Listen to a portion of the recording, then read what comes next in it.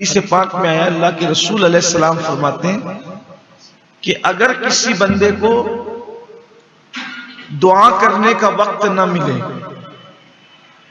और वो अपनी मुरादों को दिल में लेकर सूरह फातिहा पढ़ ले तो अल्लाह उसको मांगने से ज्यादा अता करेगा। इसीलिए हमारे यहाँ अहले सुन्नत में ये दस्तूर है कि जब इमाम साहब दुआ कर लेते हैं तो वो आखिरी में कहते हैं अल-फातिहा, और जब वो अल-फातिहा कहते हैं तो हमारे मुक्तदी कहते हैं अल्लाह ये दे दे, अल्लाह वो दे दे, अल्लाह वो ये दे दे, वो दे दे का मौका नहीं है। जब भी अल-फातिहा का मतलब सूरह फातिहा पढ़ो, क्योंकि हमारे यहाँ इल्म की बड़ी किल्लत है ना, कभी कुछ सीखा तो नहीं, सीखने की कोशिश भी नहीं की। आप देखें मैंने तो बल्कि कभी कभी अल-फातिहा कहने वाले को भी देखा कि उसने अल-फातिहा कर वो भी खुद वो कह रहा है अल-फातिहा का जब कहा तो मतलब सूरह फातिहा पढ़ा। बहरहाल ये ऐसी सूरह मुबारका है जैसे कोई किताब लिखता है तो वो पूरी किताब का मजमून दिबाचा में जमा कर देता है, जिसको आप सरे वरक कह लें या तमहीद कह लें या दिबाचा कह लें। तो नहीं, जब मुसन्निफ किताब लिखता है तो पूरी किताब के अंदर क्या है तो वो शुरू में उसको इजमाल के तौर पे समेट देता है बिला तमसील। मेरे अल्लाह ने पूरे कुरान के मज़ामीन को सूरह फातिहा में समेट दिया। बहुत बरकत वाली सूरत है।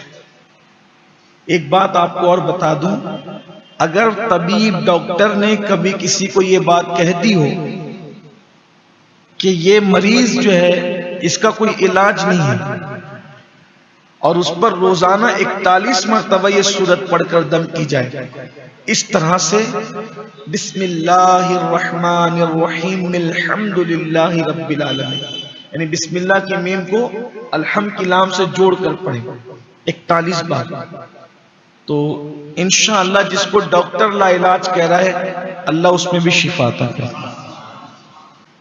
आगाज होता है अल्हम्दुलिल्लाहि रब्बिल आलमीन। सब खूबियां अल्लाह को है जो मालिक के सारे जहां है। इससे हमें एक दर्स मिल रहा है कि जब कोई काम करो तो बिस्मिल्लाह से करो, लेकिन साथ में अल्हम्दुलिल्लाह भी, बिस्मिल्लाह वल्हम्दुलिल्लाह, ये भी सुन्नत है। किसी भी काम का आगाज बिस्मिल्लाह के साथ अल्लाह की हम्द से, इसलिए कि इंसान की जबान से जो पहला कलेमा निकला वो भी अल्हम्दुलिल्लाह रब्बिल आलमीन। हजरत आदम अलैहिस्सलाम का जब मुजस्समा बनाया अल्लाह ने, आपने सुना उसको, अभी पहले पारे में पूरी दास्तान है, उसकी तरफ में नहीं जाऊंगा।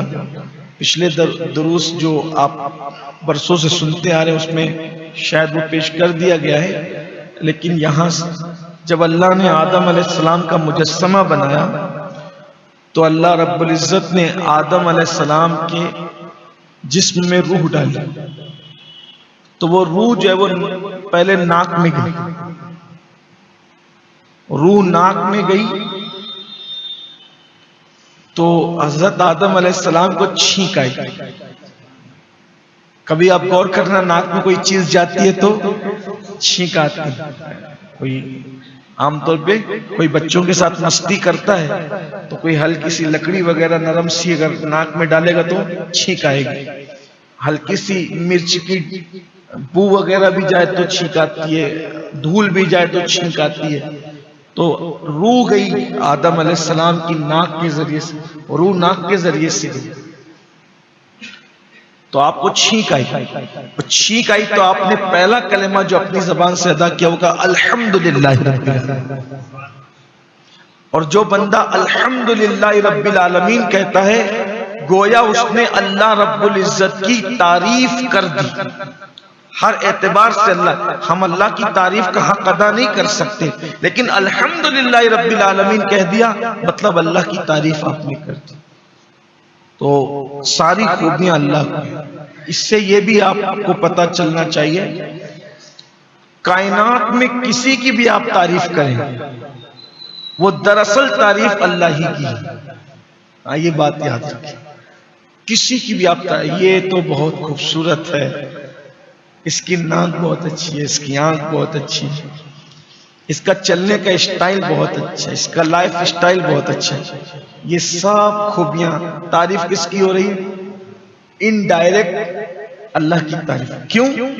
चलने का स्टाइल अच्छा है तो चला कौन रहा है? बोलने का अंदाज बहुत अच्छा है तो बुलवा कौन रहा है? नाक बड़ी खूबसूरत है, बनाई किसने? आंख बड़ी हसीन है, बनाई किसने? लब इसके बड़े सुर्ख है, बनाया किसने उसे? बाल बड़े नरम है, बनाया किसने? सारी खूबियां उसी। इसलिए कि जो बना है, बड़ी से बड़ी चीज से लेकर छोटी से छोटी चीज तक सब बनाने वाला अल्लाह है और सब खूबियां उसी को।